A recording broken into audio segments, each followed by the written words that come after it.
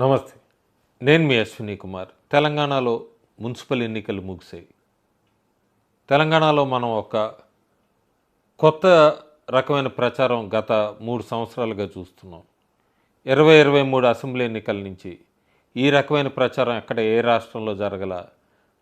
తెలంగాణ రాష్ట్రంలో BJP party ఎక్కడా లేదని చెప్తూ ఉంటారు. కానీ బీజేపీనే తెర మీదకి తీసుకొస్తుంటారు. బీఆర్ఎస్ పార్టీ అట్లా కాంగ్రెస్ పార్టీ ఏమో బీజేపీ బీఆర్ఎస్ కలిసిపోయినాయి అంటారు. బీఆర్ఎస్ పార్టీ ఏమో కాంగ్రెస్ బీజేపీ కలిసిపోయాయి, బీజేపీని సెంటర్ ఆఫ్ గేమ్లో తీసుకొని పావులాగా వాడుతూ ఉంటారు. నిజంగానే బీజేపీకి తెలంగాణలో బలం లేకపోతే 2023 అసెంబ్లీ ఎన్నికల్లో అన్ని స్థానాలు గెలిచి ఉండేది కాదు. ఆ తర్వాత జరిగిన లోక్సభ ఎన్నికల్లో కూడా 8 పార్లమెంట్ స్థానాలు గెలిచేది కాదు. ఆ తర్వాత ఈ మధ్య జరిగిన సర్పంచ్ ఎన్నికల్లో కూడా గతం కన్నా కూడా ఎక్కువ స్థానాలు దాదాపు 700 పైన గెలుచుకుంది. బీజేపీ ఉనికి ఉంది తెలంగాణలో. కాకపోతే ఎప్పుడు ఉత్తర తెలంగాణకే పరిమితమవుతోంది. దక్షిణ తెలంగాణ నుంచి కాంగ్రెస్ బీఆర్ఎస్ చేతుల్లోకి వెళ్ళిపోయింది.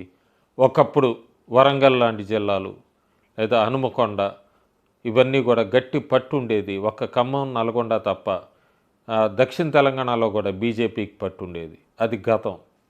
ఆ తర్వాత చాలా మార్పులు వచ్చినాయి. మార్పుల తర్వాత అసెంబ్లీ ఎన్నికల్లో కూడా బీఆర్ఎస్ను ఓడించి కాంగ్రెస్ అధికారంలోకి వచ్చింది. వచ్చాక కూడా బీఆర్ఎస్నే పావుగా చూపించడానికి ప్రయత్నిస్తూ ఎంఐఎంను దగ్గరికి తెచ్చుకుంది. ఎంఐఎం కూడా అంతకుముందు బీఆర్ఎస్తో చేతులు కలిపింది. ఆ తర్వాత కాంగ్రెస్తో చేతులు కలుపుతుంది. లోపాయికారిగా నడుస్తుంది.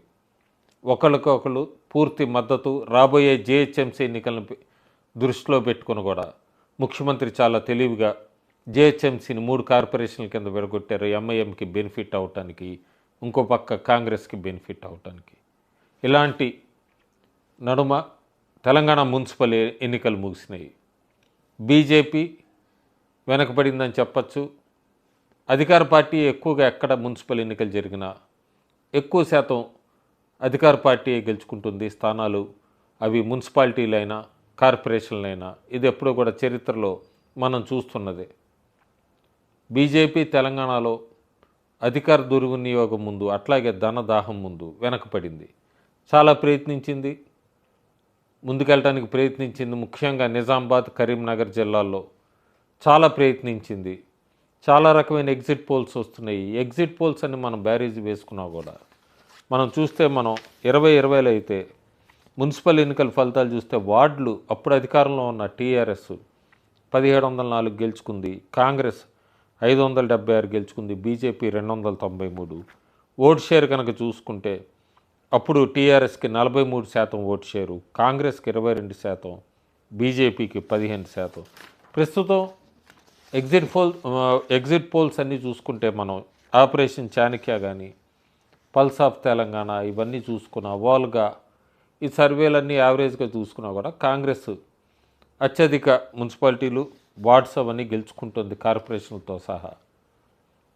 నెంబర్ తేడా అవుతుంది, కానీ పర్సంటేజ్ ఇక్కడ మనం చూసుకుంటే ఆపరేషన్ చాణక్య లాంటి వాళ్ళంతా కాంగ్రెస్కి 48% ఇస్తున్నారు. పీపుల్స్ పల్స్ లేకపోతే వాళ్ళందరూ 60% ఇస్తున్నారు. సో పెద్దగా అక్కడ అంత ప్రభావం చూపించలేకపోయింది గతంలో అధికారంలో ఉన్న పార్టీ కన్నా అనేది అయితే క్లారిటీగా చెప్పచ్చు. బీజేపీ గతం కన్నా కూడా ఇక్కడ గమనించాల్సింది, ఎందుకు బీజేపీ గురించి ఇంట్రో ఇచ్చానంటే ఓట్ షేర్ పెంచుకుంటూ వెళ్తుంది. 2020లో 15% ఓట్ షేర్ అలా ప్రస్తుతం ఆ ఓట్ షేర్ 19% పైన ఓట్ షేర్ సాధించిపోతున్నట్టుగా మనకి ఎగ్జిట్ పోల్స్ ప్రకారం తెలుస్తున్నాయి. బీఆర్ఎస్ కూడా పోరాడింది, ఫైట్ ఇచ్చిందని మనకి బాగా వినబడుతోంది. ఫలితాలు 13వ తారీఖు వెలువడతాయి, అప్పటిదాకా వేచి చూడాలి. కానీ క్లియర్గా అయితే కాంగ్రెస్ పార్టీ డామినేట్ చేసింది.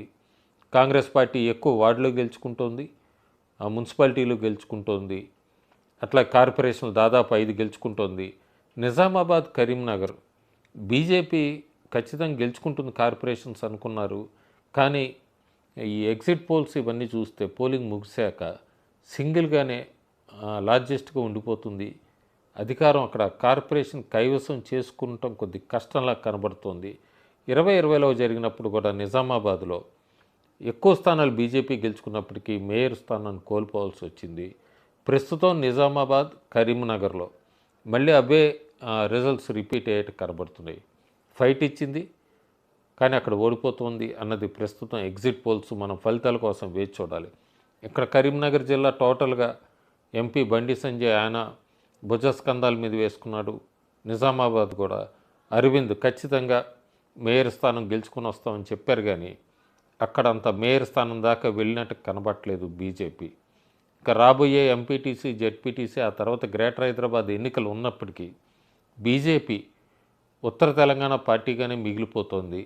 ఇటు దక్షిణాదిన ఆ ప్రభావం ఎలా చూపిస్తుందో అట్లాగే గ్రేటర్ హైదరాబాదులో అర్బన్ ఓటర్స్ మా వైపే అని చెప్పుకుంటున్న బీజేపీ రాబోయే రోజుల్లో ఎట్లా అడుగులు వేస్తుంది తెలంగాణలో క్లియర్గా క్యాంపెయిన్లో కూడా చాలా చోట్ల ఫెయిల్ అయినట్టు కనబడుతోంది.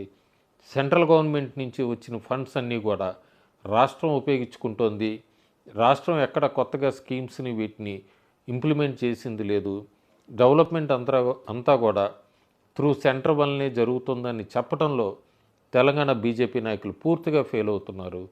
ఈ రేషన్కి సంబంధించింది కానీ లేకపోతే పిఎంఏవై హౌసెస్కి సంబంధించింది వీటన్నిటిలో కేంద్ర ప్రభుత్వమే ఇస్తోంది అని చెప్పడంలో ఈరోజు కూడా బీజేపీ నాయకులు ఫెయిల్ అవుతూనే ఉన్నారు.